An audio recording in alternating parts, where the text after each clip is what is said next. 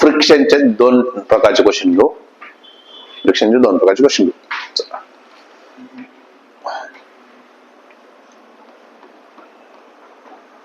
काय म्हणतो बा, परत तसाच उद्योग. टेबल,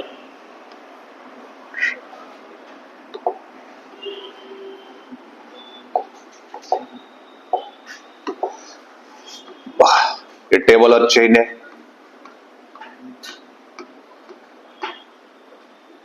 छोटी चेन. आता काय झालं, पूर्ण चेन खाली आले. ओके ओके, नको आता एवढा नाही. आपल्यासाठी सिंपल एक क्वेश्चन ठेवतो. सिंपल क्वेश्चन एकदम, आणि आलेला PYQ. सिंपल जरी असला तरी PYQ. क्वेश्चन काय, find the coefficient of friction. Coefficient of friction.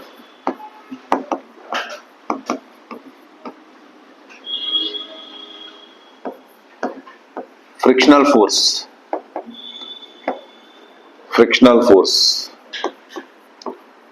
which prevent the chain slip. म्हणजे विदाउट स्लिप ना. आता स्लिप होत नाही, विदाउट स्लिप.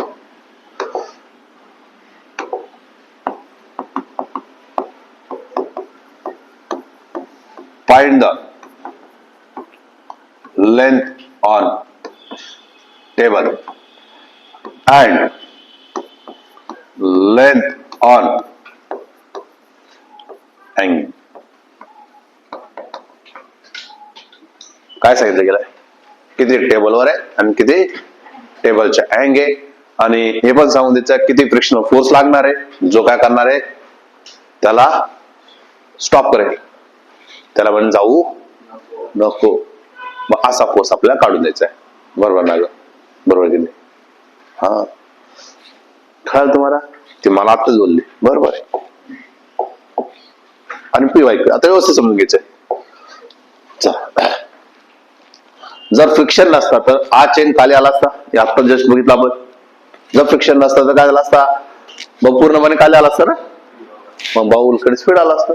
पण आता काय, आता काय म्हणतात, मला काय काढून द्या, फ्रिक्शनल फोर्स काढून द्या. हा काय खाली येणार नाही, इथं आला ना, विदाउट स्लिप आलाय. स्लिप करत नाही. Prevent the chain the slip.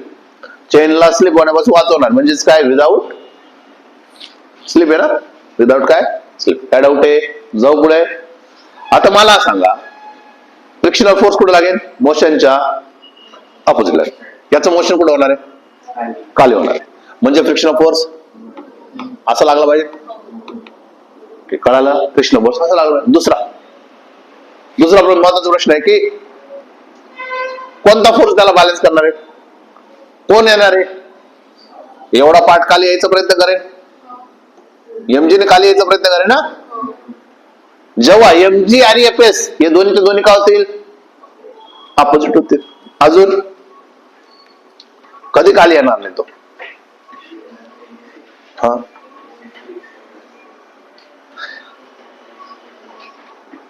कमीत कमी कधी फ्रिक्शन जास्त असेल तर 100% तसं होईल. एक तर लिमिट तर सांगावं लागेल, याच्या अगोदर पर्यंत होणार नाही, पण त्याच्यानंतर होईल. Last bottom point. हा,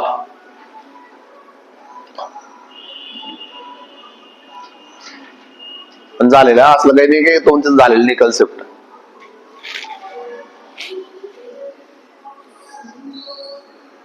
नाही, 0.5 एकदम चुकीचं आहे. मी म्हटला एवढा पार्ट जो आहे एक्स आहे, इकडचा पार्ट किती, L मायनस एक्स. म्हणजे 100% एम खेळावं लागेल, कारण काही पार्ट खाली आला काही पार्ट वरती ना. काय डाऊट आहे? कधी स्लिप आउट करणार नाही, जेव्हा तुम्हाला काय वाटेल म्युच्युअल यू. मग इथे टाइमपास म्हणून सांगितलं का, कुठे गेला कोएफिशिएंट ऑफ फ्रिक्शन, म्युच्युअल 0.5 घेऊन टाका डायरेक्ट. हे सांगितलं ना त्यांनी, एवढं प्रेम दिलं त्यांनी अगोदरच.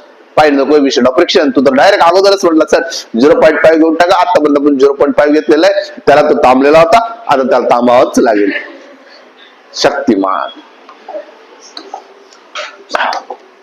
असो, आपल्याला असं म्हणावं लागेल जेवढं एपीएस आहे तेवढं जर एमजी राहून गेला तर स्लिप आउट होणार नाही. कळालं का? स्लिप आउट कधी होणार नाही?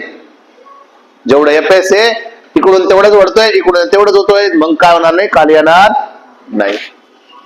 होत असं. कळालं का? पण आता चला, एपीएस फॉर्म्युला काय असतो? एपीएस फॉर्म्युला काय असतो?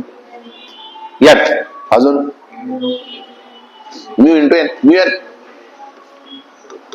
हा काय एक्स वाला ना, खाली पडलेला तो एक्स वाला, म्हणून मी एमएक्स लावून दिलं. कळलं पाहिजे पाहिजे. आता एन काय? नॉर्मल. इथं लागेल मग नॉर्मल नाही, मग नॉर्मल कुठे लागेल? इथंच लागेल नॉर्मल. खाली काय लागेल? पण हा एमजी कोणता आहे? टेबल वरचा आहे, एमटी. टेबल वरचा आहे म्हणून एमटी. कळलं का? मग यांच्या काय टाकले तुम्ही?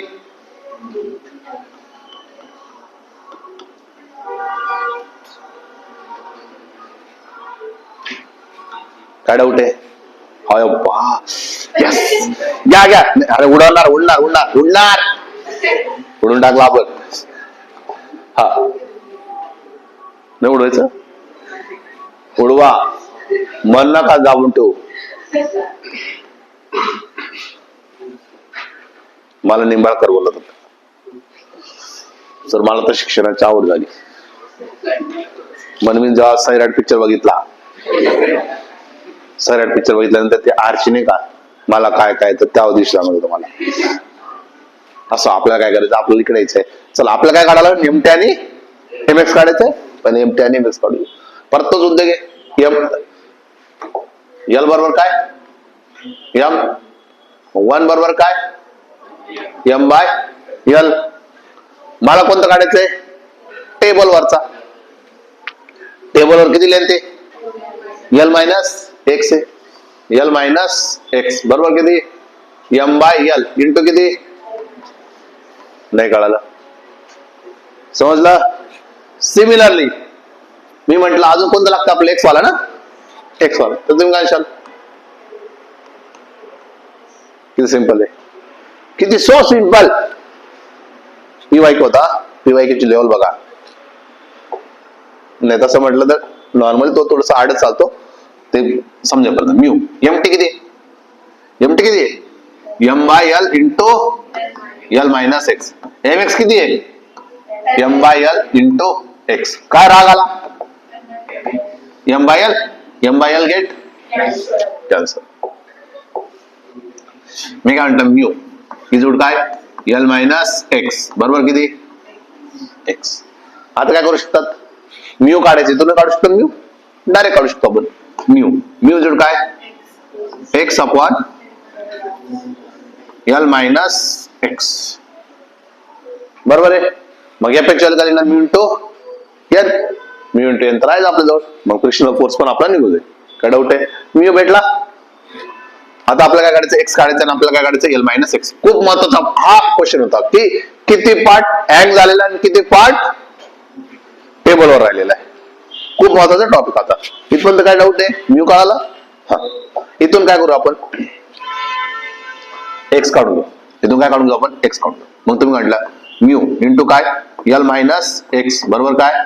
एक्स म्हणजे काय? म्यू एल मायनस काय? म्यू इंटू एक्स बरोबर काय? एक्स मायनस तिकडे गेला, काय झाला? प्लस झाला ना, एक्स प्लस म्यू एक्स. काय डाऊट आहे? इथून काय कॉमन काढू शकतात तुम्ही? एक्स कॉमन काढू शकतात.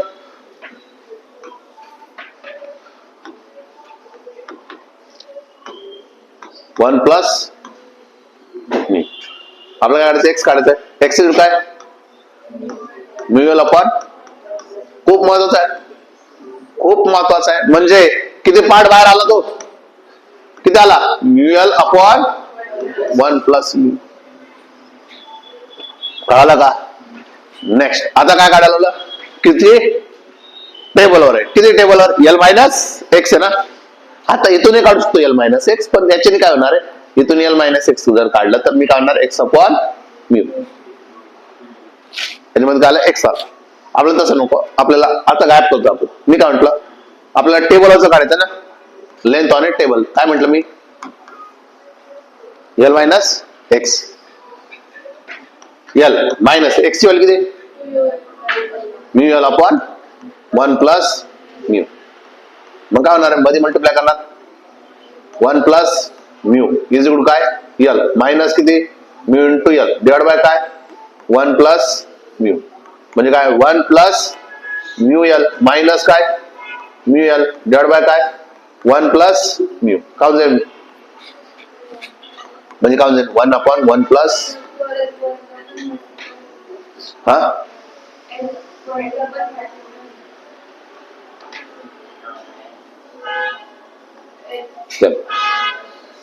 L upon length on the table किती झाला, एल अपॉन 1 प्लस म्यू. किती आला, किती, एल अपॉन, कळाला, दोन्ही फिवाय गेलो होते, म्यू पण एक्स पण आणि टेबलवरचा पण. क्वेश्चन कळाला काय चाललं होता.